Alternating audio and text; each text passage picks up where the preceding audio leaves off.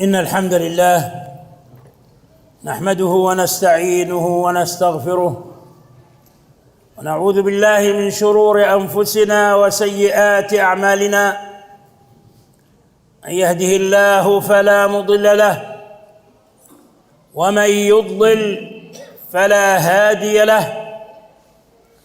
وأشهد أن لا إله إلا الله وحده لا شريك له، وأشهد أن محمدًا عبده ورسوله. يا أيها الذين آمنوا اتقوا الله حق تقاته ولا تموتن إلا وأنتم مسلمون. يا أيها الناس اتقوا ربكم الذي خلقكم من نفس واحدة وخلق منها زوجها وبث منهما رجالا كثيرا ونساء، واتقوا الله الذي تساءلون به والأرحام إن الله كان عليكم رقيبا. يا أيها الذين آمنوا اتقوا الله وقولوا قولا سديدا يصلح لكم أعمالكم ويغفر لكم ذنوبكم، ومن يطع الله ورسوله فقد فاز فوزا عظيما. أما بعد، فإن أحسن الكلام كلام الله، وخير الهدي هدي محمد صلى الله عليه وسلم، وشر الأمور محدثاتها، وكل محدثة بدعة، وكل بدعة ضلالة، وكل ضلالة في النار. فكرت أيها الإخوة أيها الأحبة في عنوان لهذه المحاضرة، فرأيت أن الأنسب والأفضل أن أتكلم بما يناسب الحال والمقام، حيث يفد علينا زائر كريم ووافد عزيز لا يأتينا إلا مرة في العام، ألا وهو شهر رمضان، شهر القرآن. فأحببت أن تكون محاضرتي بعنوان فاستبقوا الخيرات في مواسم الطاعات. فاستبقوا الخيرات في مواسم الطاعات، وذلك أن الله عز وجل جعل لهذه الأمة مواسم صالحات تضاعف فيها الحسنات وتكفر فيها السيئات وتقال فيها العثرات. هذه المواسم أضل الله عنها الأمم وهدى إليها خير الأمم، أمة محمد صلى الله عليه وسلم، خير أمة أخرجت للناس.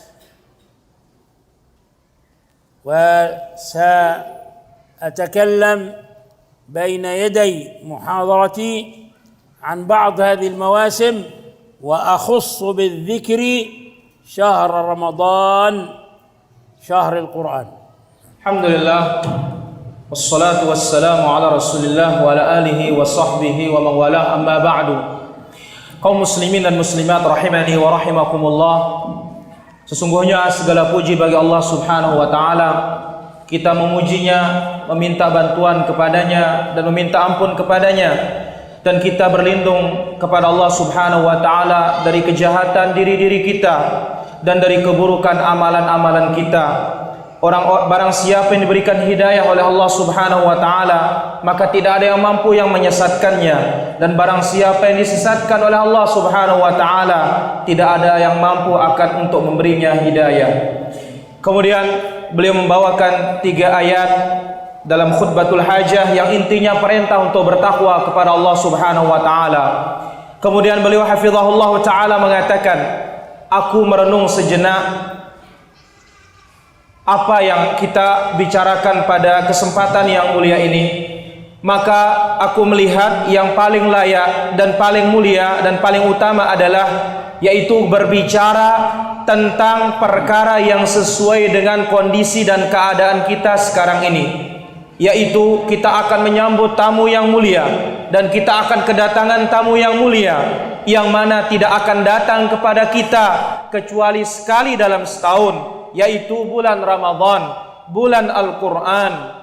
Aku ingin di muqaddimah, di pembukaan kajian ini akan menyebutkan satu tema yang berjudul yaitu fastabiqul khairat fi mawasim at-ta'at, berlomba-lomba dalam kebaikan di dalam musim atau di musim ketaatan, yang mana Allah Subhanahu wa taala telah menjadikan bagi umat Islam musim-musim yang dilaksanakan di dalamnya ketaatan-ketaatan, yang di dalamnya akan dilipat gandakan kebaikan, pahala-pahala, kemudian akan diampuni dosa-dosa dan akan dimaafkan kesalahan-kesalahan.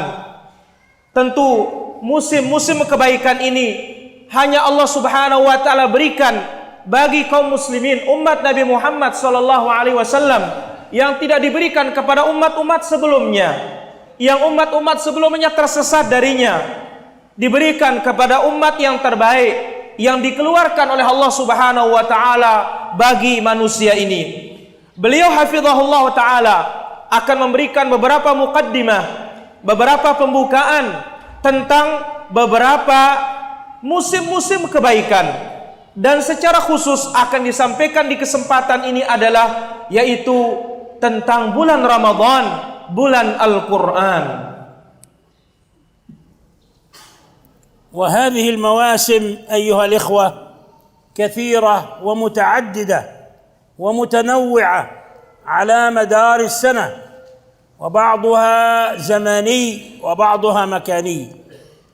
اختص الله بها أمة محمد صلى الله عليه وسلم من بين الأمم، لأن هذه الأمة أمة مرحومة أعمارها قصيرة وأعمالها كثيرة، جعل الله البركة في أعمالها. قد يعيش الرجل 60 سنة ويعدل عمله أو يفوق عمله من عاش في أمة نوح ما يقرب من 1000 سنة أو يزيد، لأن هذه الأمة تضاعف لها الحسنات وتكثر لها الحسنات، تثقل موازينها. هذه الأمة أمة الإسلام اختصها الله بمواسم، من هذه المواسم يوم الجمعة وليلة الجمعة، بل بشر النبي صلى الله عليه وسلم أن من مات ليلة الجمعة أو ليلة الجمعة أمن الفتان، أي عذاب القبر، وأن في يوم الجمعة ساعة لا يوافقها عبد يدعو ربه إلا استجاب الله له، وتلك الساعة بين العصر والمغرب قبل المغرب. وأخبر النبي صلى الله عليه وسلم أن من غسل واغتسل في يوم الجمعة ومشى ولم يركب وأتى المسجد ولم يحدث لم يلغو كان له بكل خطوة خطاها صيام سنة وقيامها، وهذا ثواب عظيم لا تقوى الدفاتر على تدوينه وتسجيله، فكلما ابتعدت خطا من المسجد كلما كانت خطواتك تعدل قيام سنة صياما وقياما، تعدل سنة صياما وقياما. وانظر كم خطوة بينك وبين المسجد. وأن من صلى على النبي صلى الله عليه وسلم وخصوصا في يوم الجمعة صلى الله عليه 10. ويوم الجمعة يوم عيد الأسبوع للمسلمين، ومع هذا الفضل العظيم ليوم الجمعة فإنها لا تخص بصيام ولا بقيام، فالعبرة بالاتباع لا بالابتداع. ومن هذه المواسم الزمانية يوم الاثنين والخميس، يومان مباركان تعرض فيهما الأعمال، كان صلى الله عليه وسلم يخصهما بالصيام، ورغب أمته في صيام الاثنين والخميس، وقال تعرض الأعمال كل اثنين وخميس. قالوا له لم تصوم الاثنين والخميس يا رسول الله؟ قال هذان يومان تعرض فيهما الأعمال، وأحب أن يعرض عملي وأنا صائم. ومن هذه المواسم أيها الإخوة العشر من ذي الحجة، العشر من ذي الحجة، وقد ثبت في الحديث عن النبي صلى الله عليه وسلم، والحديث في الصحيح بما أعلم، ما من أيام فيها العمل الصالح أحب إلى الله تعالى من هذه العشر.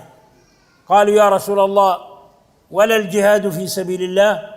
قال ولا الجهاد في سبيل الله إلا رجل خرج بنفسه وماله، يعني خرج للجهاد لإعلاء كلمة الله بنفسه وماله ولم يرجع من ذلك بشيء. يعني الذي يعدل العمل الصالح في العشر من ذي الحجة هو الجهاد الذي تزهق فيه النفس ويزهق فيه المال، وهذا جهاد مخصوص لا يقوى عليه كل أحد إلا من اصطفاه الله واختاره الله. ومن ذلك صيام 6 من شوال بعد رمضان، ففي الحديث الصحيح من صام رمضان ثم أتبعه 6 من شوال كان كمن صام الدهر، وذلك أن صيام رمضان يعدل صيام 300 يوم، لأن الحسنة ب10 أمثالها، 30 يوم ضرب 10 300 يوم، و6 من شوال يعدل شهرين، هاي 12 شهرا يعادل السنة الكاملة. من صام رمضان ثم أتبعه 6 من شوال كان كمن صام الدهر، يعني العمر، صام العام كله. ولهذا بعض الناس قبل أن يصوموا يكملوا ما عليهم من رمضان يبادرون إلى صيام 6 من شوال، وهذا خطأ، لأن 6 من شوال يثبت فضلها بعد أن تؤدي الدين الذي عليك، بعد أن تؤدي الحق الله الذي عليك، بعد أن تكمل صيام الفريضة، لأن الحديث يقول ثم أتبعه. لغة العرب مفهوم إيش معنى ثم؟ أنه حرف لا يفيد التشريك وإنما يفيد الترتيب والتعقيب. ثم يعني بعد أن أكمل صيام شهر رمضان. ومن هذه المواسم أيضا ليلة النصف من شعبان، ليلة مباركة، ولكنها أيضا لا تخص بالصيام، نهارها بالصيام وليلها بالقيام، بل من كان له عادة فوافق ذلك فهذا نور على نور. وفي الحديث يطلع الله عز وجل ليلة النصف من شعبان إلى خلقه فيغفر لجميع خلقه إلا لمشرك أو مشاحن، إلا الإنسان فرط في حق الله بحيث أشرك بالله ربا، وفرط في حق المخلوقين بحيث المسلمين عاداهم من غير حق. المشاحن هو الذي يعاديك للهوى ولانتصارا للنفس أو انتصارا لبدعة، وليس الذي يعادي الآخر لارتكابه لما حرم الله أو إنكارا عليه أو هجرا له في الله لأنه مبتدع أو داعية ضلالة، فهذا ليس بمشاحن.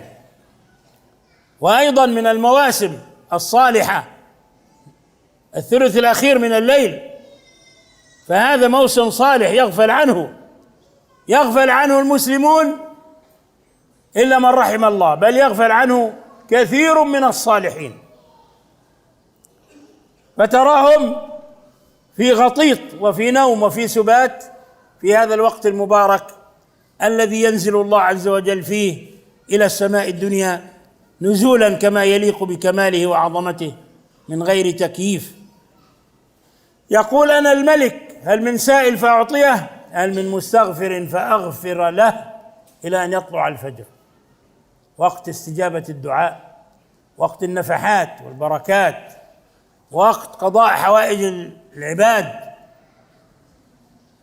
ولهذا كانوا قليلا من الليل ما يهجعون وبالأسحار هم يستغفرون، مدح للصحابة. تتجافى جنوبهم عن المضاجع يدعون ربهم خوفا وطمعا ومما رزقناهم ينفقون. فالصالحون المتقون لا ينامون كل الليل، بل ينامون بعض الليل، والبعض الآخر يناجون ربهم ويذرفون الدموع في الخلوات حيث لا يسمعهم ولا يراهم إلا الله سبحانه وتعالى. ومن هذه المواسم أيضا الصالحة يوم الأربعاء بين الظهر والعصر يستجاب فيه الدعاء، وفي ذلك حديث حسنه بعض أهل العلم أن الدعاء لا يرد بين أذان الظهر وأذان العصر يوم الأربعاء. وكذلك من المواسم تاسعاء وعاشوراء أو عاشوراء، العاشر من محرم، ويوم عرفة، يوم عرفة ويوم العاشر من محرم. يوم عرفة صيامه يقول عليه الصلاة والسلام: أحتسب على الله أن يكفر ذنوب سنتين الماضية والباقية. من صام يوم عرفة لغير الحاج، الحاج إذا صام يوم عرفة فيكون عاصيا، لأن النبي صلى الله عليه وسلم نهى صيام يوم عرفة لأهل الموقف، لأهل عرفة. أما أهل الآفاق فإنهم يصومون يوم عرفة ويستفيدون من هذا اليوم العظيم الأغر بالدعاء، وأهل الحجيج ينشطون بالذكر والدعاء على جبل عرفات. فالصيام قد يلهيهم ويشغلهم عن ذكر الله وعن التهليل والتكبير والتسبيح والتحميد، ولهذا نهوا عن ذلك. أهل الآفاق إذا صاموا يوم عرفة فالله يكفر لهم ذنوب سنتين كما قلت، السابقة والباقية. وصيام يوم عاشوراء يكفر ذنوب سنة. ولما أخبر النبي صلى الله عليه وسلم أن اليهود يعظمون هذا اليوم ويصومون فيه، قال: إذا بقيت إلى قابل لأصومن التاسع، إمعانا في مخالفة اليهود، لأصومن التاسع يعني قبل العاشر أو مع العاشر. فهذه هي بعض المواسم الزمانية لهذه الأمة، وهذا للمثال لا للحصر. إنني في مقام ليس الحصر وإنما ذكر الأمثلة. ومن المواسم المكانية المسجد الحرام والصلاة فيه ب100,000 صلاة، والمسجد النبوي والصلاة فيه ب1000 صلاة، والمسجد الأقصى فك الله قيده وأسره ورده لأهل التوحيد والصلاة فيه ب250 صلاة. لكن هناك فضيلة للمسجد الأقصى، وهي غير 250 صلاة، أن من أتى المسجد الأقصى خالصا لوجه الله لا يريد إلا الصلاة في المسجد الأقصى، أنه يرجع بعد صلاته في المسجد الأقصى من ذنوبه كيوم ولدته أمه، بدعوة صالحة من نبي صالح من سليمان عليه السلام، الذي لما انتهى من بناء المسجد الأقصى دعا ب3 دعوات. الدعوتان له ودعوة للمسلمين. الدعوة الأولى قال أن يوافق حكمه حكم الله، يعني إذا قضى أن يوافق حكمه حكم الله، ما يعارض حكم الله. الدعوة الثانية أن يعطى ملكا لم يعطاه نبي من قبل ولا من بعد. ربي هب لي حكما لا ينبغي لأحد بعدي. الدعوة الثالثة للمسلمين أن من أتى هذا المسجد لا يريد إلا الصلاة أن يرجع من ذنوبه كيوم ولدته أمه. قال نبينا المصطفى صلى الله عليه وسلم: فاستجاب له الله الأولى والثانية، وإني لأرجو الله أن يستجيب له الثالثة، لأن الأولى والثانية له خاصة، والثالثة للمسلمين جميعا. ولهذا كان عبد الله بن عمر إذا أتى المسجد الأقصى لا يشرب ماء من الماء الذي الآبار والمياه التي في المسجد الأقصى، لا يشرب من المسجد الأقصى ولا ينتفع بمنفعة دنيوية حتى يرجع من ذنوبه كيوم ولدته أمه. نسأل الله عز وجل أن يرزقنا زيارة إلى المسجد الأقصى كما رزقنا مرات وكرات زيارات إلى بيت الله الحرام وإلى مسجد رسول الله، وما ذلك على الله بعزيز، إنه ولي ذلك والقادر عليه. نعم. Hadirin rahmatullah subhanahu wa ta'ala, beliau hafizahullah ta'ala menjelaskan di antara musim-musim kebaikan yang begitu banyak sepanjang tahun, sebagiannya berkaitan dengan waktu dan sebagiannya berkaitan dengan tempat yang Allah Subhanahu wa taala khususkan hanya bagi umat Nabi Muhammad sallallahu alaihi wasallam. Karena umat Nabi Muhammad sallallahu alaihi wasallam adalah umat yang dirahmati dan disayangi oleh Allah Azza wa Jalla. Umur mereka pendek, tetapi amalan mereka sangat banyak. Dan Allah Subhanahu wa taala jadikan keberkahan itu pada amalan mereka, pada perbuatan mereka. Karena terkadang seorang di antara kita hidup hanya 60 tahun, tetapi dia akan mampu mengalahkan orang-orang yang hidup seperti umur dari umat Nabi Nuh alaihissalatu wassalam yang hampir 1000 tahun. Kenapa? Karena kebaikan dilipat gandakan oleh Allah Subhanahu wa taala dan timbangan-timbangan amal mereka diperberat oleh Allah Subhanahu wa taala. Allah Subhanahu wa taala khususkan umat ini dengan beberapa musim yang mulia. Di antaranya yang pertama adalah hari Jumat dan malam Jumat. Hari Jumat dan malam Jumat. Bahkan Nabi SAW telah memberikan berita gembira. Barang siapa yang meninggal pada hari Jumat atau malam Jumat, maka Allah Subhanahu wa taala akan amankan dia dan akan lindungi dia dari azab kubur. Kemudian pada hari Jumat itu ada satu waktu, tidaklah seorang hamba muslim meminta dan berdoa kepada Allah Subhanahu wa taala dan bertepatan dengan waktu tersebut, melainkan Allah Subhanahu wa taala akan kabulkan doanya. Tepatnya yaitu selesai salat asar sampai tenggelam matahari. Kemudian juga Nabi sallallahu alaihi wasallam memberitakan dalam haditsnya yang artinya barang siapa yang mandi dan menjadikan keluarga istrinya mandi, lalu dia berangkat ke masjid tanpa dia berkendaraan dengan jalan kaki tanpa berkendaraan, kemudian dia tidak melangkahi pundak-pundak orang, kemudian dia mendekat dan mendengar, maka Allah Subhanahu wa taala akan jadikan setiap langkahnya seperti pahala puasa setahun dan salat malam setahun.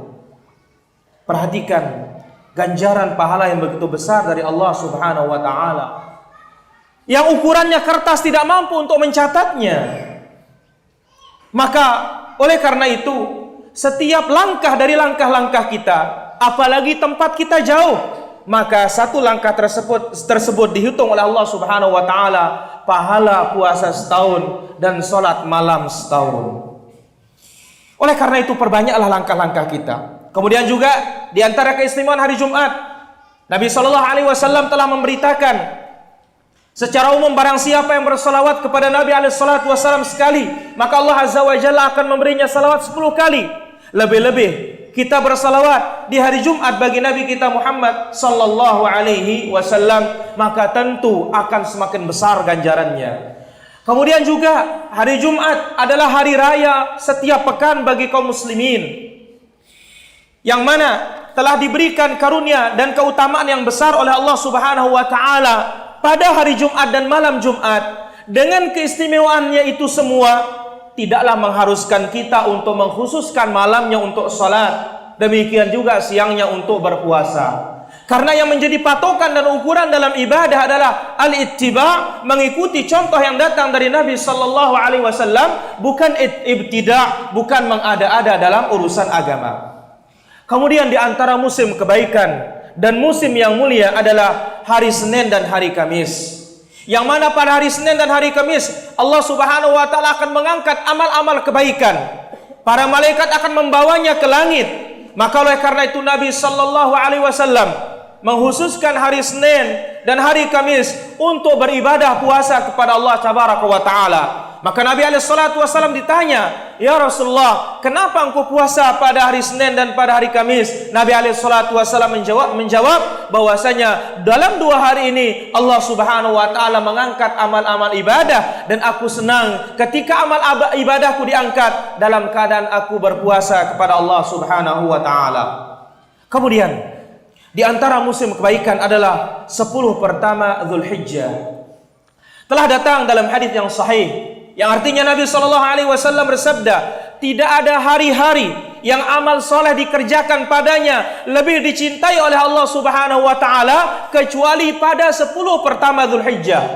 Lantas sahabat Nabi sallallahu alaihi wasallam bertanya, "Ya Rasulullah, meskipun jihad di jalan Allah tidak mampu untuk mengalahkan keutamaan amal soleh 10 pertama Dzulhijjah?" Nabi sallallahu alaihi wasallam mengatakan, "Walal jihadu fi sabilillah." Meskipun jihad di jalan Allah Subhanahu wa taala tidak mampu akan mengalahkan keutamaan pahala amal saleh di 10 pertama Zulhijjah, kecuali seorang keluar membawa hartanya dan nyawanya lalu tidak ada yang kembali sedikit pun harta maupun nyawanya, barulah mampu akan menyamai ibadah amal-amal saleh di 10 pertama Zulhijjah. Oleh karena itu, para hadirin dirahmati Allah Subhanahu wa taala, tidak ada yang mampu untuk melaksanakan al-jihad dengan harta dan nyawa kecuali orang-orang yang dipilih oleh Allah Tabaraka wa taala. Kemudian di antara musim kebaikan juga adalah yaitu 6 hari di bulan Syawal. Dalam hadis yang sahih Nabi sallallahu alaihi wasallam bersabda yang artinya, barang siapa yang puasa Ramadan kemudian mengikuti atau mengiringinya dengan puasa 6 hari di bulan Syawal, maka sama seperti puasa setahun. Ramadan sama dengan 300 hari.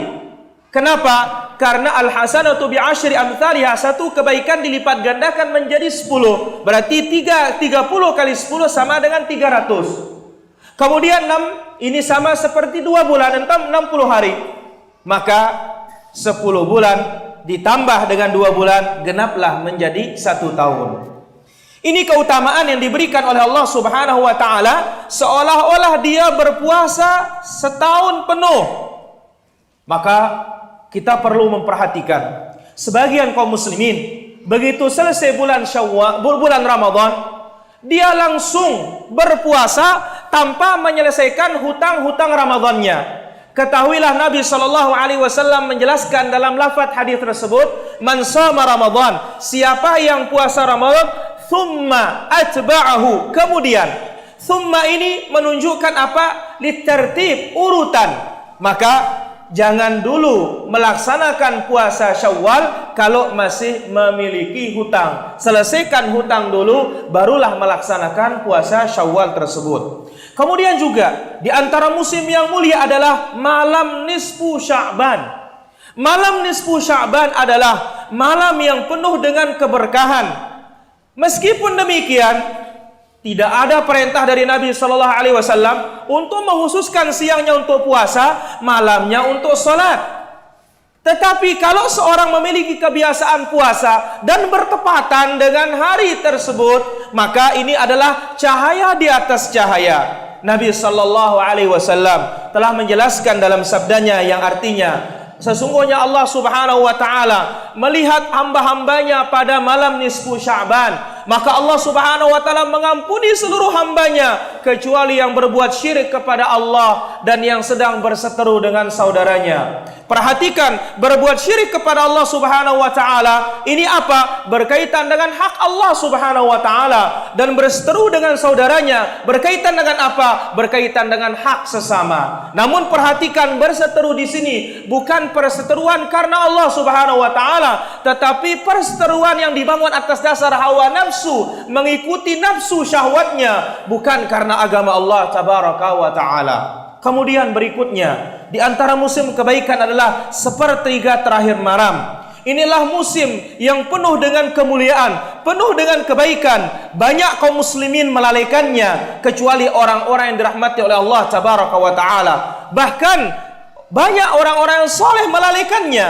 Kita melihat sebagian mereka tidur, bahkan mendengkur, penuh dengan kenikmatan, lelap dalam tidurnya. Di saat Allah tabaraka wa ta'ala turun ke langit dunia dengan berfirman, adakah yang meminta kepadaku, aku akan berikan.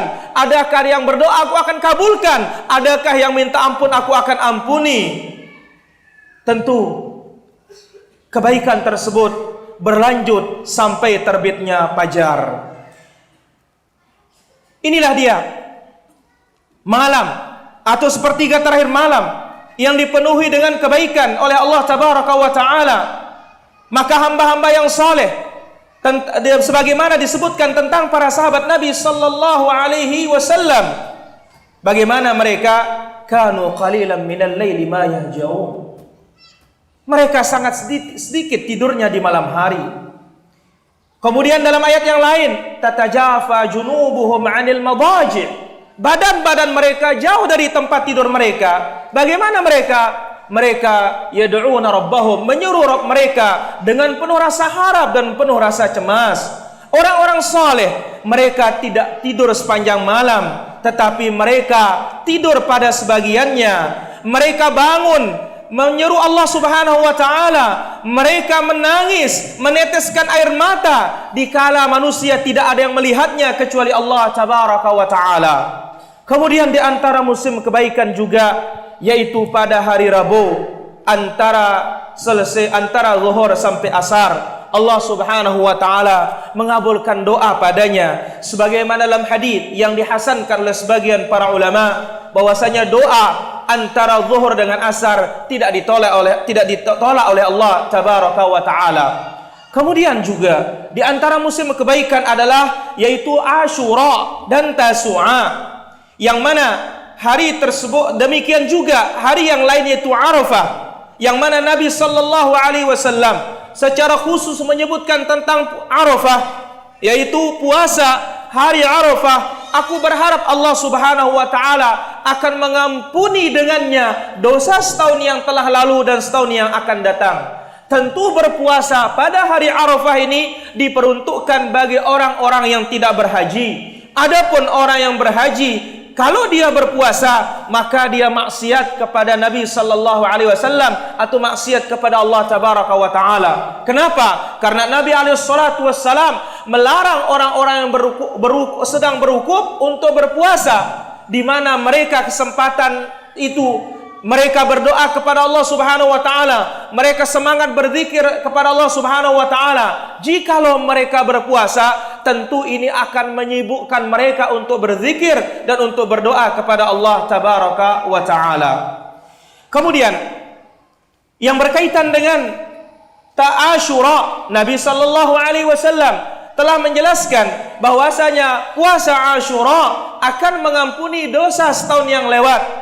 Nah, ketika Nabi sallallahu alaihi wasallam diberitakan bahwasanya Asyura 10 Muharram itu ternyata diagungkan pula oleh orang-orang Yahudi, maka Nabi sallallahu alaihi wasallam bersabda dalam hadisnya yang artinya, sekiranya Allah Subhanahu wa taala memanjangkan umurku sampai tahun depan, maka aku akan puasa pada tanggal 9. Hadirin yang dirahmati Allah Subhanahu wa taala. Inilah dia sebagian musim-musim kebaikan yang berkaitan dengan masa dan waktu. Ini hanya beberapa bentuk contoh, bukan sebagai pembatasan. Adapun yang berkaitan dengan musim-musim kebaikan yang kaitannya dengan tempat adalah Al-Masjidil Haram. yang Nabi sallallahu alaihi wasallam sebutkan dalam sabdanya, salat di Masjidil Haram sama seperti atau pahalanya yaitu 100.000. Ya, seperti salat 100.000. Kemudian juga salat di Masjid Nabawi sallallahu alaihi wasallam yaitu seperti kita salat 1.000 kali di masjid yang lain kecuali Masjidil Haram. Kemudian Masjidil Aqsa, semoga Allah Subhanahu wa taala membebaskannya dari cengkraman-cengkraman orang-orang Yahudi, yang mana dalam hadis yang sahih Nabi sallallahu alaihi wasallam sebutkan sekali salat di Masjidil Aqsa pahalanya adalah 250. Sama seperti 250 kali salat di masjid yang lain. Ada pula satu keutamaan khusus bagi Masjidil Aqsa selain dari keutamaan salat tersebut, yaitu barang siapa yang mendatangi Masjidil Aqsa dengan tujuan hanya ingin salat, melainkan setelah dia pulang dari salat dari Masjidil Aqsa, Allah Subhanahu wa taala akan ampuni dosa-dosanya sehingga dia seperti bayi yang baru dilahirkan dari perut ibunya. Ini merupakan keberkahan dari dakwahnya Nabi Allah Sulaiman alaihi wa ala nabiyina afdhalus salatu atammut taslim, yang mana Nabi Allah Sulaiman ketika selesai membangun Al-Masjidil Aqsa, beliau berdoa kepada Allah tabaraka wa taala dengan 3 doa. 2 doa untuk pribadi beliau dan doa ketiga untuk kaum muslimin atau untuk umat ini. Doa pertama, dia berdoa kepada Allah Subhanahu wa taala agar segala bentuk kebijakan dan hukum yang diputuskan sesuai dengan apa yang diputuskan oleh Allah tabaraka wa taala. Kemudian yang kedua, dia berdoa agar Allah Subhanahu wa taala memberikannya satu kerajaan yang mana kerajaan ini tidak pernah akan dimiliki oleh orang-orang sebelumnya. Maka Allah Subhanahu wa taala mengabulkan kedua doa ini. Adapun doa ketiga, yaitu barang siapa yang mendatangi Masjidil Aqsa tidak ada tujuan lain kecuali datang untuk salat, maka sepulangnya dari salat dari Masjidil Aqsa dia akan terbebas dari dosa seperti bayi yang baru dilahirkan oleh ibunya. Maka Nabi sallallahu alaihi wasallam bersabda, Allah Subhanahu wa taala mengabulkan doa Nabi Sulaiman yang pertama dan yang kedua. Adapun yang ketiga, aku berharap Allah Subhanahu wa taala pun mengabulkannya. Oleh karena itu, sahabat yang mulia Abdullah bin Umar radhiyallahu anhuma, beliau ketika mendatangi Masjidil Aqsa, beliau tidak mau minum sedikit pun dari air yang disiapkan di sana. Karena apa? Karena dia berharap datang ke sana benar-benar untuk ibadah kepada Allah Subhanahu wa taala, bukan mengharapkan tujuan duniawi. Karena apa? Pulang setelah salat tidak ada tujuan kecuali salat, maka dia akan terbebas dan bersih dari dosa bagaikan bayi yang baru dilahirkan oleh ibunya. Kita berdoa kepada Allah Subhanahu wa taala agar Allah tabaraka wa taala memberikan kita kesempatan untuk berkunjung ke Masjidil Aqsa dan salat di sana, sebagaimana Allah Azza wa Jalla memberikan kita kesempatan salat di Masjidil Haram Makki dan Al-Haram Nabawi dalam jangka waktu yang sekian lama.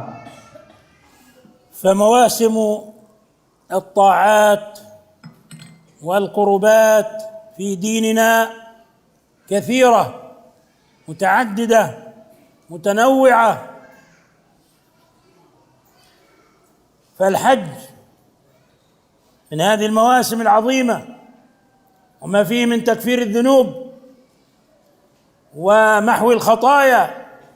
من حج ولم يرفث ولم يفسق رجع من ذنوبه كيوم ولدته أمه. الحج المبرور ليس له جزاء إلا الجنة. الزكاة طهر ونماء، قد أفلح من زكاها وقد خاب من دساها. خذ من أموالهم صدقة تزكيهم تطهرهم وتزكيهم بها. الصيام يقول عليه الصلاة والسلام: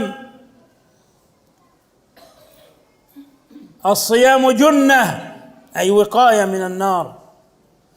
وسنتكلم عن الصيام فيما تبقى من وقت في هذه الليلة الطيبة المباركة. العمرة إلى العمرة كفارة لما بينهما، ما اجتنبت الكبائر، والحج إلى الحج، ورمضان إلى رمضان، والجمعة إلى الجمعة، كلها مكفرات لما بينهما. الجهاد في سبيل الله الذي هو ذروة سنام الإسلام، والذي يكاد يكون فرض عين على المسلمين على كل قادر عليه بعد الهجمة المجوسية الرافضية الصفوية للعالم الإسلامي، حتى أنه أصابكم في بلادكم هذه البلاد التي تهبطون فيها على إسلامكم وعلى سنيتكم وعلى توحيدكم وعلى سعة جزركم والخيرات التي في بلادكم. فيحاول المجوس وأذناب إيران الشيعية المجوسية أن يغزوكم في عقر داركم. الدعوة إلى الله التي هي أفضل الأقوال وأحسن الأقوال أيضا تكفر فيها الذنوب ويقترب العبد فيها من الرب المعبود. الصلاة في مسجد قباء تعدل عمرة. الجلوس في المسجد بعد صلاة الفجر مع ذكر الله إلى طلوع الشمس بأجر حجة وعمرة تامة.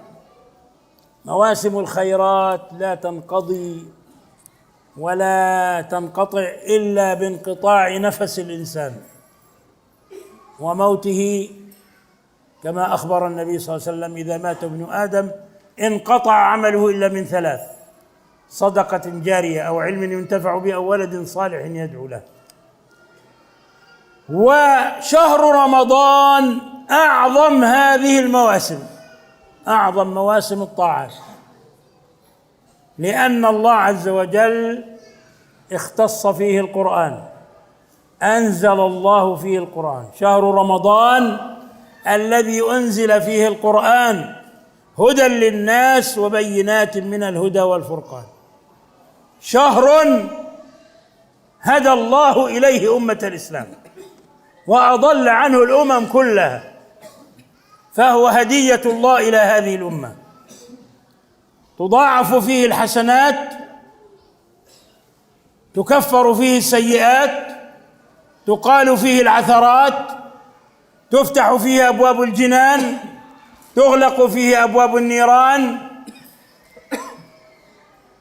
تصفد فيه مردة الشياطين فلا تخلص إلى الناس. فيه ليلة هي ليلة القدر، من حرمها حرم خيرا كثيرا. هذه الليلة هي أشرف ليالي العمر، وهذه الليلة هي أشرف ليلة في رمضان. رمضان كله خير وبركة ورحمة ومغفرة وعتق من النار. وليس بصحيح الحديث أوله رحمة وأوسطه مغفرة وآخره عتق من النار، بل رمضان كله رحمة وكله مغفرة وكله عتق من النار. كل ليلة من ليالي رمضان لله عتقاء من النار، وذلك كل ليلة. للصائم دعوة لا ترد في رمضان عند فطره،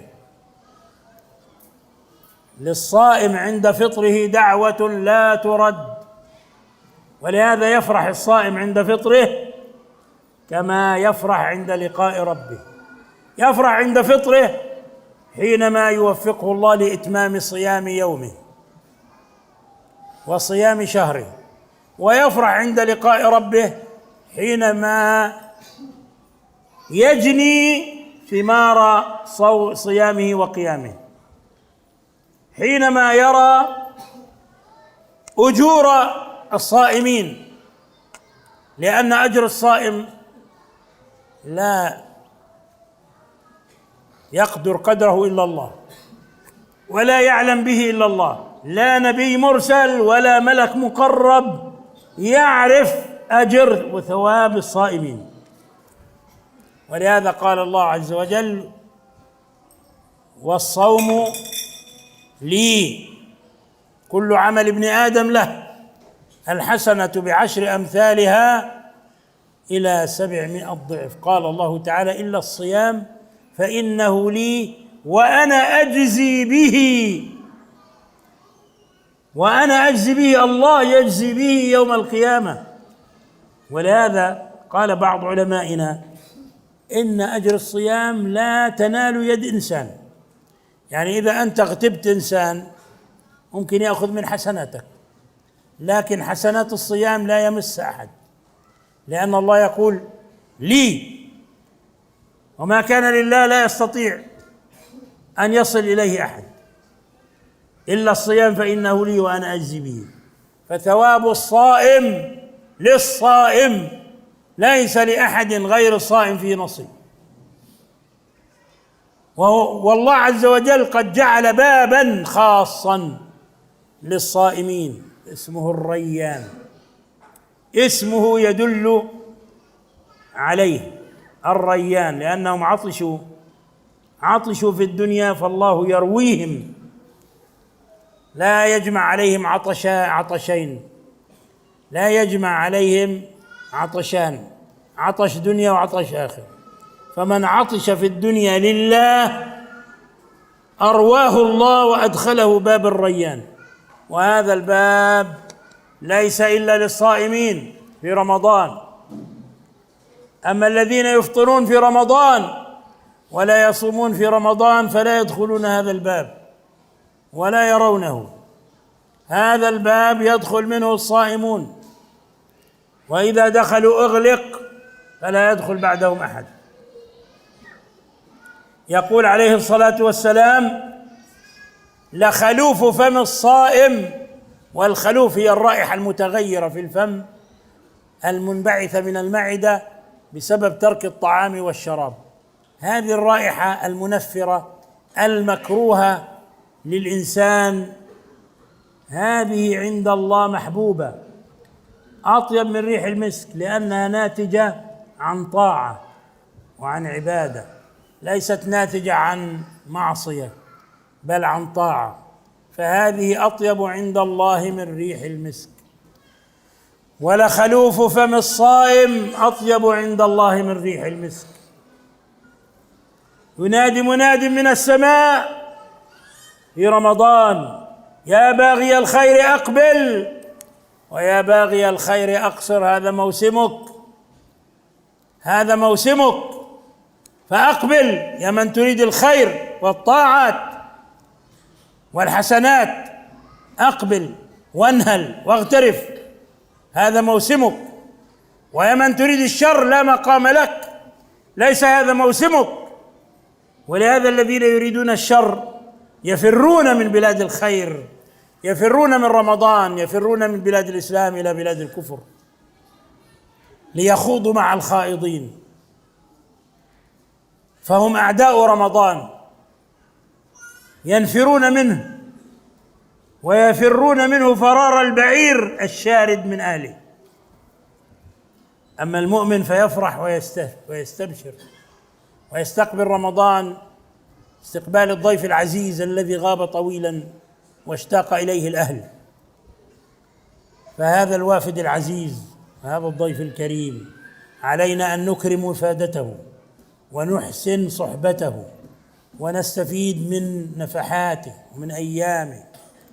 إن لله في أيام دهركم نفحات فتعرضوا لها، أو كما قال الله عز وجل، أو كما قال النبي صلى الله عليه وسلم: إن لله من أيام دهركم نفحات فتعرضوا لها. فشهر رمضان من أعظم نفحات الله ومن أعظم مواسم الخيرات. فأوصي نفسي وإخواني أن يغتنموا هذا الشهر العظيم، ومن نعم الله الجسيمة إذا بلغنا الله رمضان، إذا بلغنا الله رمضان فهذه كرامة من الله، وهذه هدية من الله. كثير من إخوانكم كانوا يتمنون أن يدركوا رمضان، لكن حال بينهم وبين رمضان الموت وانقطعوا وصاروا من أهل القبور. والله نسأل وبأسمائه الحسنى نتوسل أن يبلغنا رمضان، وأن يبارك لنا فيه، وأن يعيننا على الصيام والقيام وتلاوة القرآن وإطعام الطعام وكف اللسان واجتناب اللغو والرفث، إنه ولي ذلك والقادر عليه. هذا وبالله التوفيق، وصلى الله وسلم على نبينا محمد وآله وسلم تسليما كثيرا. Hadirin rahmatullah subhanahu wa ta'ala, musim-musim ketaatan dan pendekatan diri kepada Allah subhanahu wa ta'ala di dalam agama kita begitu banyak dan bermacam-macam. Suatu contoh, haji. Ini merupakan musim yang di dalamnya Allah subhanahu wa ta'ala mengampuni dosa-dosa, dan Allah subhanahu wa ta'ala memaafkan kesalahan-kesalahan. Sebagaimana dalam sabda Nabi sallallahu alaihi wasallam yang artinya, barang siapa yang berhaji lantas tidak berbuat rafath, hal-hal yang membawa kepada jima' dan semisalnya, kemudian walam yafsuk, tidak juga berbuat kefasikan, raja'a min dhunubihi kayaumi waladatu ummuh, dia akan terbebas dari dosa, keluar dari dosa sebagaimana bayi yang baru dilahirkan oleh ibunya. Kemudian juga dalam sabda Nabi sallallahu alaihi wasallam yang artinya, haji yang mabrur tidak ada ganjaran lain baginya kecuali al-jannah. Kemudian juga adanya zakat.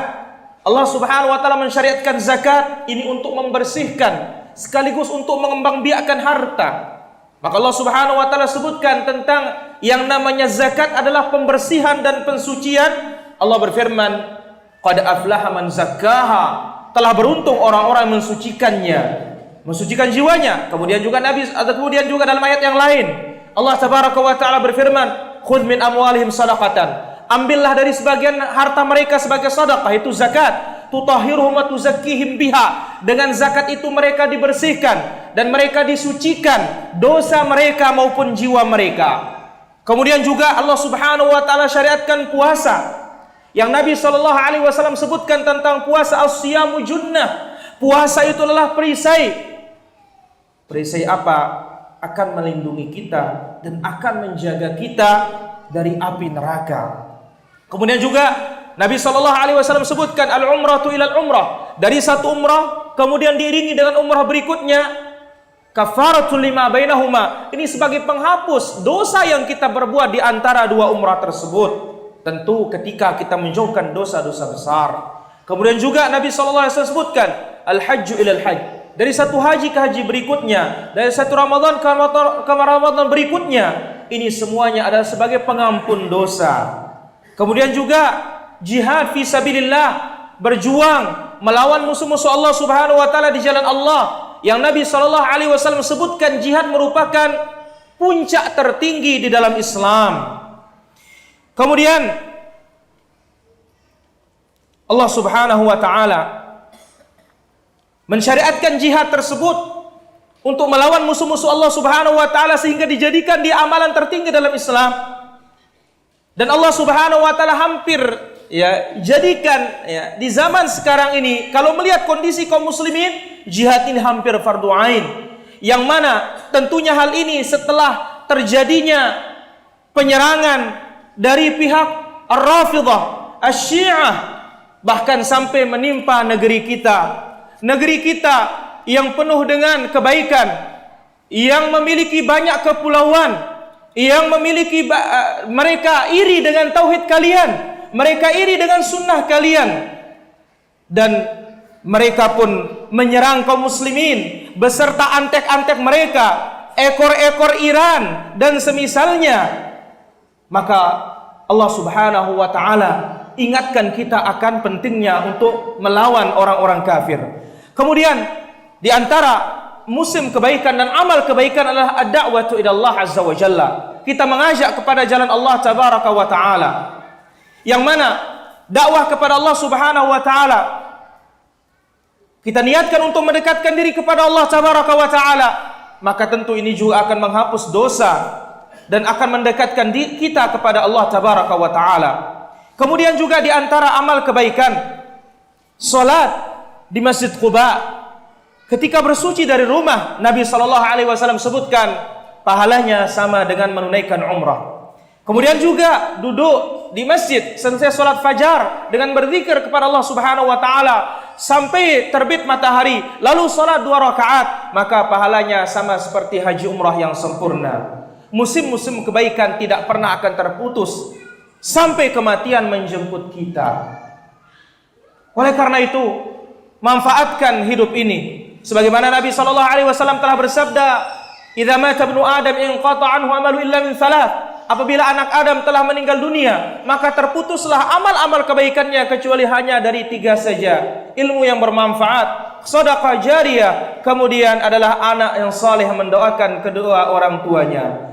Bulan Ramadan merupakan musim yang paling agung dari musim-musim ketaatan, karena Allah Subhanahu wa taala mengkhususkan Ramadan tersebut dengan bulan diturunkannya Al-Quran, sebagaimana Allah Tabaraka wa taala sebutkan dalam firman-Nya, "Syahrul Ramadan alladzi unzila fihi al-Qur'an hudan lin-nasi wa bayyinatin minal huda wal furqan." Bulan Ramadan, di dalamnya Allah Subhanahu wa taala menurunkan Al-Quran, yang mana Quran itu sebagai petunjuk bagi manusia dan pembeda bagi manusia.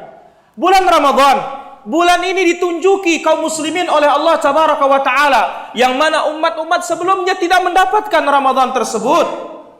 Maka di bulan ini dilipat gandakannya segala bentuk kebaikan oleh Allah Tabaraka wa taala. Kemudian diampuninya dosa-dosa, kemudian ditutupnya segala celah dan salah oleh Allah Tabaraka wa taala. Di dalamnya pintu-pintu surga dibuka oleh Allah, kemudian pintu-pintu neraka ditutup, satu pun tidak ada yang terbuka. Kemudian setan-setan dibelenggu oleh Allah Tabaraka wa taala. Dan di malam Ramadan ada satu malam, yaitu Lailatul Qadar, yang mana Lailatul Qadar khairun min alfi syahrin. Ibadah di dalamnya lebih baik dari 1000 bulan. Dia adalah malam yang termulia dari seluruh malam sepanjang masa. Dan dia malam yang termulia dari malam-malam Ramadan, yang mana Allah Subhanahu wa taala mengampuni hamba-hambanya setiap malam, dan Allah Subhanahu wa taala memerdekakan hamba-hambanya dari api neraka setiap malam. Bukan seperti hadis yang terkenal dan beredar, yang mana ini tidak benar disandarkan kepada Nabi sallallahu alaihi wasallam. Ramadan awwaluha rahmah. Ramadan itu 10 pertamanya adalah rahmat Allah. Wa wasatuha maghfirah, dan tengah-tengahnya ampunan. Wa akhiruha itqun minan nar, dan akhirnya pembebasan dari api neraka. Bukan demikian, justru yang ada adalah Ramadan itu semuanya kasih sayang Allah Subhanahu wa taala. Ramadan itu semuanya adalah ampunan Allah Tabaraka wa taala. Ramadan itu semuanya adalah pembebasan hamba-hambanya dari api neraka. Sebagaimana Nabi sallallahu alaihi wasallam sebutkan, wa dzalika kullu lailah, yang mana pemerdekaan dan pembebasan dari api neraka setiap malam. Kemudian orang yang berpuasa diberikan oleh Allah Subhanahu wa taala satu kesempatan untuk berdoa kepadanya, dan doanya pasti dikabulkan oleh Allah Tabaraka wa taala, sebagaimana Nabi sallallahu alaihi wasallam sebutkan. Dan orang yang berpuasa memiliki doa yang mustajab, yaitu ketika dia berbuka, doanya tidak akan ditolak oleh Allah Tabaraka wa taala. Oleh karena itu, orang yang berpuasa diberikan oleh Allah Subhanahu wa taala 2 kegembiraan. Pertama, gembira ketika dia berbuka. Yang kedua, dia bergembira ketika bertemu dengan Allah Tabaraka wa taala. Kegembiraan pertama ini, setelah dia lelah menahan haus dan laparnya, tiba waktu berbuka tentu dia akan senang. Bisa makan, bisa minum, hilang hausnya dan dahaganya. Adapun yang kedua, gembira ketika bertemu dengan Allah Subhanahu wa taala, yaitu dia akan memanen pahala puasanya dan memanen pahala salat malamnya. Dan dia akan gembira ketika melihat pahalanya dilipat gandakan oleh Allah Subhanahu wa taala. Tentu pahala puasa ini tidak ada yang bisa mengetahuinya, baik malaikat terdekat maupun nabi yang diutus. Yang bisa mengetahuinya hanya Allah Tabaraka wa taala. Oleh karena itu Nabi sallallahu alaihi wasallam bersabda, Allah Azza wa Jalla berfirman, as-siyamu li wa ana ajzi bihi. Puasa itu adalah milikku dan aku yang membalasnya. Yang sebelumnya Nabi sallallahu alaihi wasallam sebutkan, al-hasanatu bi'asyri amsalha. Satu kebaikan itu dilipat gandakan menjadi 10. Wa kullu ma amali ibni adam illahu illa shiyam, dan seluruh amal anak Adam itu miliknya dan pahalanya sudah tertera kecuali puasa. Puasa itu milikku dan aku pula yang akan membalasnya. Oleh karena itu, sebagian para ulama kita mengatakan pahala orang berpuasa tidak bisa akan diambil oleh siapapun. Suatu contoh, kita menggibah orang, bisa saja pahala kita diambil oleh orang yang kita gibah. Tapi untuk pahala puasa, khusus pahala puasa, tidak ada yang bisa mengambilnya. Kenapa? Karena dia milik Allah tabaraka wa ta'ala, bukan diberikan kepada siapapun. Kemudian puasa, orang-orang berpuasa akan disiapkan pintu khusus pada hari kiamat di dalam surga atau di pintu surga. Pintunya khusus itu namanya Ar-Rayyan. Kenapa dinamakan Rayyan? Rayyan adalah orang yang puas minum, karena di dunia dia sabar menahan haus dan dahaga karena Allah Subhanahu wa taala. Maka hari kiamat Allah Subhanahu wa taala memuaskan mereka untuk minum, dan Allah Subhanahu wa taala tidak akan mengumpulkan pada diri seorang hamba dua kehausan, haus di dunia dan haus di akhirat. Orang yang berpuasa haus di dunia, maka Allah Subhanahu wa taala akan memberikannya kepuasan untuk minum di akhirat. Inilah dia keutamaan yang diberikan bagi orang-orang yang berpuasa. Sehingga ketika dia masuk dari pintu Rayyan, setelah masuk pintu akan ditutup dan tidak akan masuk siapapun dari pintu tersebut kecuali mereka. Kemudian Nabi SAW juga sebutkan, bau mulut orang berpuasa, mulut akan bau ketika tidak ada makanan yang masuk. Kemudian makanan-makanan yang sudah masuk dalam perut akan menguap ke mulut kita. Ini dikatakan khalum.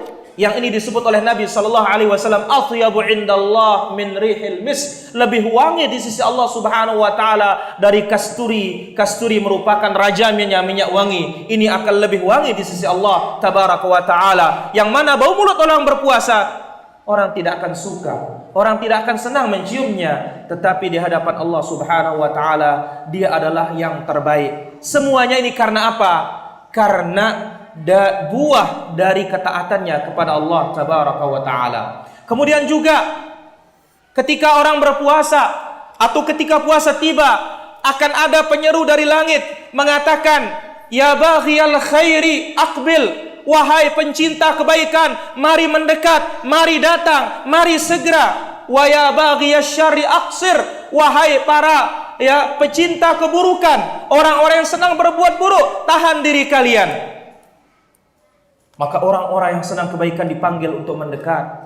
Ini musim kalian, wahai yang ingin ketaatan, inilah masa kalian. Mendekatlah kepada Allah Subhanahu wa taala dengan melaksanakan berbagai macam bentuk kebaikan. Tetapi orang-orang yang berbuat jahat diingatkan, tahan diri kalian. Oleh karena itu sebagian orang-orang jahat ketika tiba Ramadan, dia lari ke negeri-negeri kafir, dia lari ke negeri-negeri jahat. Kenapa? Takut dari orang-orang yang berbuat kebaikan dan takut dari waktu yang di dalamnya diperbuat dan dilaksanakan kebaikan-kebaikan. Kaum muslimin yang dirahmati Allah Subhanahu wa taala, tentu ini diberikan oleh Allah Subhanahu wa taala, akan mendatangkan kebahagiaan dan kegembiraan. Maka kita sebagai kaum muslimin, mari kita sambut tamu yang mulia ini dengan sambutan yang hangat, dengan sambutan yang penuh dengan pemuliaan dan penghormatan. Taubahnya seperti keluarga yang sudah sekian lama hilang, tiba-tiba datang, kita sambut dengan penuh kebahagiaan dan kehangatan. Ini adalah musim ini dijadikan Allah Subhanahu wa taala penuh dengan kebaikan, pemberian-pemberian dan hadiah-hadiah kebaikan dari Allah Subhanahu wa taala. Sebagaimana disebutkan dalam hadits Nabi sallallahu alaihi wasallam, sesungguhnya Allah Subhanahu wa taala pada sepanjang hari kalian diberikan beberapa hadiah kebaikan, maka ambillah hadiah tersebut, manfaatkanlah dia. Ramadan merupakan musim kebaikan yang teragung yang diberikan oleh Allah Subhanahu wa taala. Manfaatkanlah bulan ini dan manfaatkanlah nikmat Allah Subhanahu wa taala yang agung ini. Maka kita berdoa kepada Allah Subhanahu wa taala agar Allah tabaraka wa taala menyampaikan kita pada bulan Ramadan. Kemudian Allah Subhanahu wa taala menerima amal ibadah kita di bulan Ramadan. Kemudian kita berdoa kepada Allah Subhanahu wa taala dan kita bertawassul kepada Allah tabaraka wa taala menyampaikan kita bulan Ramadan. Karena banyak orang-orang yang berangan-angan untuk bertemu dengan Ramadan, ternyata Allah Subhanahu wa taala telah menjemput dan mengambilnya sehingga dia tidak bisa menemui bulan yang mulia ini. Kita berdoa kepada Allah Azza wa Jalla dan kita bertawassul kepadanya agar Allah Subhanahu wa taala sampaikan kita Ramadan dan Allah Subhanahu wa taala terima Ramadan kita, puasa kita, salat kita, kemudian it'amut ta'am, kita memberi makan, dan Allah Subhanahu wa taala tahan lidah kita dari segala keburukan dan kejahatan. Kemudian salawat dan salam semoga senantiasa tercurahkan bagi Nabi kita Muhammad sallallahu alaihi wa ala alihi wa sahbihi wasallam. Demikian para hadirin rahmat Allah Azza wa Jalla, apa yang disampaikan oleh Fadilatul Syekhina Dr. Muhammad bin Musa Al-Nasr hafizahullah taala wa saddadahu wa jazallahu syekh masyayikhana wa syaikhana khair jazaa ala ma qaddam. ونسأل الله عز وجل يوفقنا لما يحبه ويرضاه ويجعل ذلك في موازين حسناته يوم القيامة وصلى الله على نبينا Muhammad wa ala alihi wa sahbihi wasallam. Demikian para hadirin dan kami sebagai penerjemah mohon maaf sekiranya ada kekurangan dan kesalahan. Wassallallahu ala nabiyina Muhammad wa ala alihi wa sahbihi wasallam wa akhiru da'wana alhamdulillahi rabbil alamin. Assalamualaikum warahmatullahi wabarakatuh. Hadirin dirahmati Allah azza wa jalla. Pertanyaan pertama, mana lebih afdal di bulan Ramadan? Apakah memperbanyak hafalan ataukah kita memperbanyak bacaan? Nah,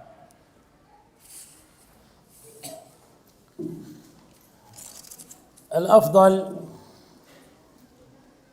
في رمضان الإكثار من تلاوة القرآن، ولكن بالأحكام. فالذي يقرأ القرآن باللحن في الحقيقة لم يقرأ القرآن، ولكن إذا كان أميا أو كان أعجميا فقد يعذر لحديث الماهر بالقرآن مع السفرة الكرام البررة، والذي يقرأ القرآن ويتعتع فيه وهو عليه شاق له أجران. لكن إن كان هناك من يحفظ القرآن فالواجب عليه أن يقوي حفظه قبل رمضان وفي رمضان ليقوم بالناس. وقد اشتهرت وانتشرت في المساجد القراءة من المصحف من كثير من الأئمة، وهذا نقصان، وهذا خلاف هدي السلف الصالح، لأن الأصل في الإمام وفي المتقدم للإمامة بالناس أن يحفظ قدرا من القرآن يكفي للصلاة، صلاة الفرائض وصلاة القيام، فليس بواجب ختم القرآن في رمضان، ولكن يقرأ أكثر القرآن في رمضان، يعني يسمع المسلمون أكثر القرآن في رمضان. فالعوام يكثرون من التلاوة والختمات، أما الحفاظ والأئمة فلا يفرطون في تقوية حفظهم، بالإضافة إلى الإكثار من تلاوة القرآن، ويجعلون ذلك في التراويح، يجعلون ذلك في التراويح يعني في صلاة القيام. هذا الجواب عن هذا السؤال. hadirin dirahmati Allah azza wa jalla, yang utama di bulan Ramadan adalah memperbanyak bacaan Al-Quran. Tentunya bacaan yang sesuai dengan kaidah hukum-hukum bacaan Al-Quran tajwid. Adapun orang yang membaca Al-Quran dengan lahan, tidak sesuai dengan tajwid, maka hakikatnya dia tidak membaca Al-Quran. Adapun kalau dia seorang yang buta huruf tentang tajwid, atau dia orang ajam, maka dia akan mendapatkan pahala dari Allah Subhanahu wa taala. Sebagaimana dalam sabda Nabi sallallahu alaihi wasallam, yang pintar membaca Al-Qur'an dia bersama malaikat utusan Allah yang mulia. Adapun orang yang terbata-bata membaca Al-Qur'an dan sulit baginya membaca Al-Qur'an, dia mendapatkan 2 pahala dari Allah tabaraka wa taala. Adapun yang menghafal Quran, maka hendaklah dia memperkuat hafalannya sebelum Ramadan dan ketika Ramadan tiba. Tujuannya apa? Di antara tujuannya adalah supaya bisa menjadi imam bagi kaum muslimin untuk sholatul tarawih. Adapun yang tersebar di tengah-tengah kaum muslimin di masjid-masjid, yaitu mereka membaca Al-Quran dari mushaf langsung sebagai imam, maka ini tentu kekurangan dan menyelisihi petunjuk para salafus salih ridwanullahu anhum ajma'in. Hukum asalnya yang menjadi imam adalah yang menghafal Quran atau menghafal beberapa bagian dari Al-Quran yang cukup dengan hafalan tersebut memimpin orang untuk sholat fardu dan memimpin orang untuk sholat malam di malam Ramadan. Dan tidak ada kewajiban untuk menghatam Al-Quran tersebut. Ya. Adapun, tetapi dia akan memperbanyak baca Al-Quran di dalam Ramadan untuk memperdengari kaum muslimin. Inilah tugas bagi para imam yang menghafal Al-Quran. Dan orang-orang awam, dia perbanyak menghatam Al-Quran. Tentu dengan memperhatikan hukum-hukum dan jangan sampai dia melalaikan dan meremehkan yang berkaitan dengan tajwidnya dan bacaannya. Adapun orang-orang yang menghafal Quran, jangan sampai mereka meremehkan hafalan mereka, mengokohkan hafalan mereka, sehingga dengan demikian Allah Subhanahu wa taala akan memberikan mereka pahala dan ganjaran yang banyak dari Allah Tabaraka wa taala. Ini dia jawaban terhadap pertanyaan pertama. Pertanyaan yang kedua, Nabi sallallahu alaihi wasallam sebutkan ketika Ramadan tiba, tusaffat fihi syayatin. Setan-setan dibelenggu oleh Allah Tabaraka wa taala. Tetapi apa sebab sebagian anak Adam masih juga tergoda sehingga melaksanakan maksiat di bulan Ramadan? Nah, لا تنافي بين الحديث وبين المعاصي التي يرتكبها بعض الغافلين وبعض الفسقة من المسلمين، لأنه معلوم أنه كل إنسان معه قرين، وهذا القرين هو الذي يزين له الباطل والشر، وبمقدار غفلة هذا المسلم وبعده عن الله وتفريطه وتقصيره في أوامر الله يشتد عليه هذا القرين فيأمر بالفحشاء والمنكر. الشياطين مردة الشياطين هي التي تصفد، يعني رؤوس الشياطين الذين يخططون لصغار الشياطين. أما القرين الذي مع الإنسان ويوسوس له هذا لا يصفد، إنما الذي يصفد هم كبار مردة الجن، ولا يستطيعون أن يسترقوا السمع في رمضان. فمن كان قبل رمضان فاسقا فاجرا غافلا جاهلا فيدخل عليه رمضان وهو على حاله. وبعض الناس الله عز وجل يهديهم في رمضان، وبسبب تصفيد مردة الشياطين والجن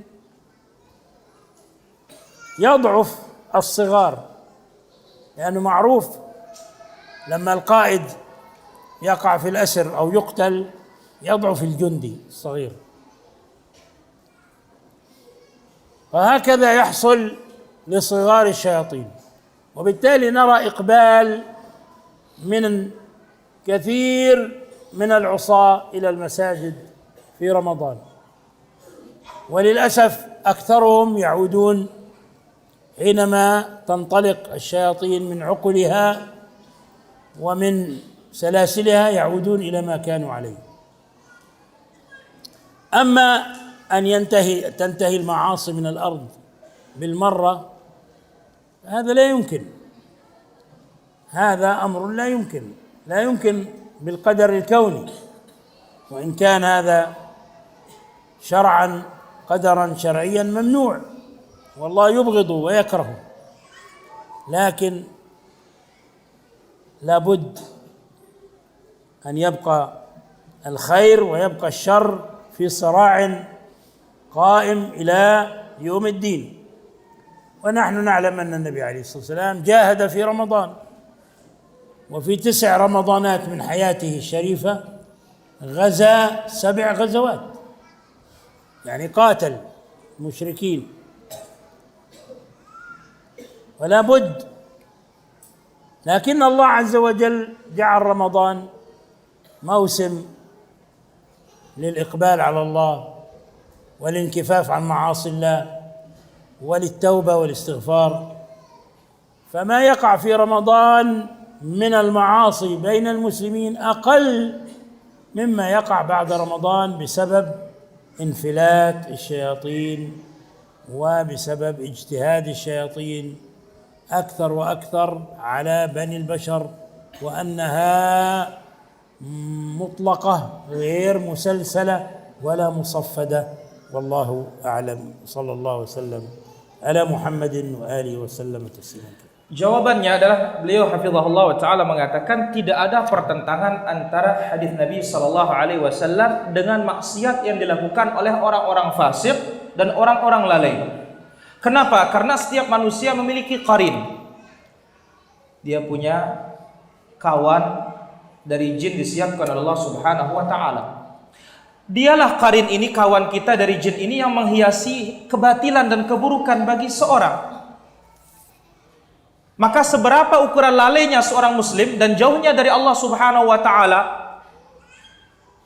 dan jauhnya dari perintah-perintah Allah Subhanahu wa ta'ala, maka seperti itu pula dia akan melaksanakan keburukan. Oleh karena itu, syaitan dan qarin kita ini akan memerintahkan kita kepada keburukan, memerintahkan kita kepada kejahatan. Dan kita perlu memaklumi bahwasanya yang dibelenggu oleh Allah Subhanahu wa ta'ala al-maradah. Yang namanya maradah adalah tokoh-tokoh mereka, pembesar-pembesar syaitan. Ini yang dibelenggu oleh Allah Subhanahu wa ta'ala, sehingga mereka tidak mampu pula untuk mencuri pendengaran dari langit. Dan perlu kita mengetahui bahwasanya satu pasukan ketika pemimpin mereka ditahan, tentu bawahannya dan prajuritnya akan melemah.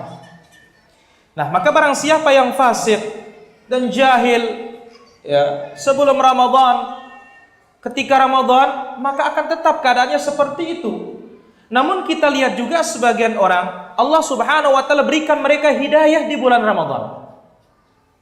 Karena sebab apa? Karena disebabkan tokoh-tokoh syaitan, pembesar-pembesar syaitan ya, dibelenggu oleh Allah Subhanahu wa ta'ala, maka setan-setan kecil itu tidak mampu untuk berbuat banyak, sehingga banyak orang-orang yang fasik kembali ke jalan Allah Subhanahu wa ta'ala di bulan Ramadan. Inilah dia yang terjadi pada setan-setan kecil. Maka banyak kita melihat di bulan Ramadan ya, orang-orang yang jahat, orang-orang yang fasik, orang-orang jahil kembali kepada jalan Allah Subhanahu wa ta'ala. Namun begitu habis Ramadan, mereka kembali maksiat kepada Allah Tabaraka wa ta'ala. Kita perlu mengetahui bahwasanya kalau kita menginginkan bahwasanya bumi ini tidak pernah akan ada sama sekali kemaksiatan, sepi dari maksiat, ini secara qadari tidak mungkin. Adapun secara syar'i iya, karena Allah Subhanahu wa ta'ala tidak mencintai yang namanya keburukan dan tidak mencintai yang namanya kejelekan. Dan kita perlu mengetahui bahwasanya antara kebaikan dan keburukan akan terus saling bermusuhan sampai hari kiamat. Oleh karena itu, Nabi Shallallahu Alaihi Wasallam beliau berjihadnya kapan? Di bulan Ramadan. Nabi hidup ya di akhir hayat itu ada 9 Ramadan dan beliau berperangnya pada 7 kali Ramadan. Nabi Shallallahu Alaihi Wasallam berperang.